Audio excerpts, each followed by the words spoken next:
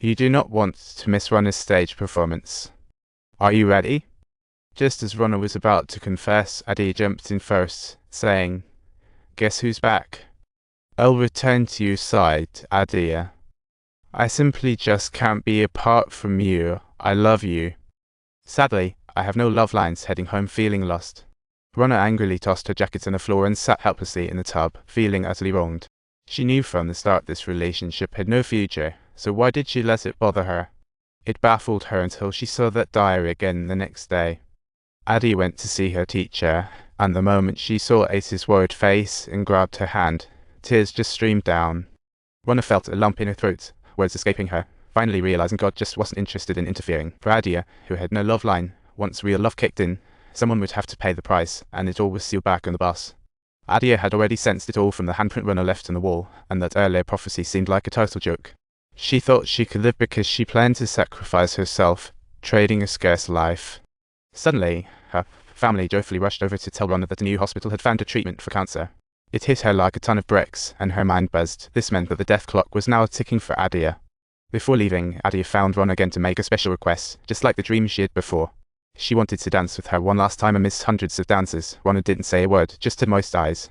She silently gazed at the silly man in front of her. The music started playing, and Runner swirled in her flowing white gown down the red carpet. She moved towards the man who had been waiting so long, with dancers parting like the Red Sea. Adia stepped back, extending her right hand, and she grasped it, both fingers locking onto shoulders so romantic. Dancers swirled around them, enveloping the pair in a romantic glow. The stage was indeed her promised last romance. She loved him dearly, and even that tiny bit of jealousy couldn't escape her notice. "She told me," she nodded, and the dance turned joyous and lively, but Adia was none the wiser. This dance was really a farewell for the two, and the next day, Adia quietly slipped away. She pulled out a weirdly wrapped item from her pocket that said, "Open on the 26th. Adia didn't think much of it, assuming it was just a casual gift from Mama, and soon she was soaring to another country. Here, she ran into an old acquaintance, the girl from the train, though the accident hadn't cost her life.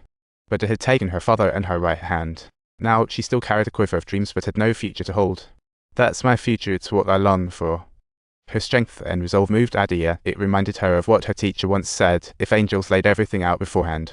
What abilities do we humans have to think? Adia suddenly realized, if destiny rules life, why can't we? Seize that destiny with hard work and grit? Adia spotted the item Runner had left for her, carefully unwrapped it, only to discover her own diary inside. A wave of bad feelings surged as she opened the diary, full of Runner's words. "A person's life, this is my future." Meanwhile, miles away, Runner was driving a car with a slight smile on her lips. Her expression was calm as she closed her eyes, hands leaving the steering wheel. Then she floored the gas pedal, heading straight for the cliff as if it were a bloodbath, while Adia's diary slipped from her hand.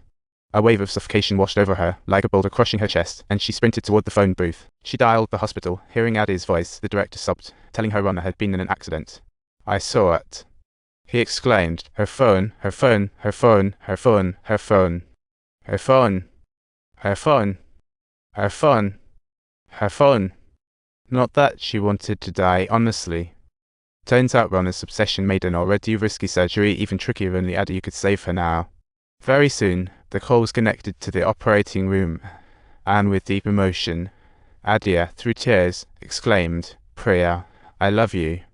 Adia, tears streaming, openly poured out her love, saying, "If you're ready to die for me, I can live for you. I'll come get you." She declared, "You need to live for me." Runner's consciousness began to flicker back. The urgent surgery was finally underway. In the pouring rain, Adia hailed a taxi to the airport. But the driver informed her that due to the downpour, flights were grounded, and her only option was to go by sea. Ironically, the ocean was the very place Adia foresaw her demise, but she couldn't think of that now. She managed to catch the last ferry, and sure enough, the waves began to churn violently. In just a few minutes, the ferry tilted dangerously. Adia faced peril several times, but for Runner, she decided to fight fate. She charged against the falling dancers, swimming upstream until at her wit's end. She reached the peak of the ferry and fired a signal flare. As the first rays of dawn illuminated the scene, Runner was finally wheeled out of surgery. With tears in her eyes, she gazed at the battered man ahead, both of them silent, overwhelmed in tears.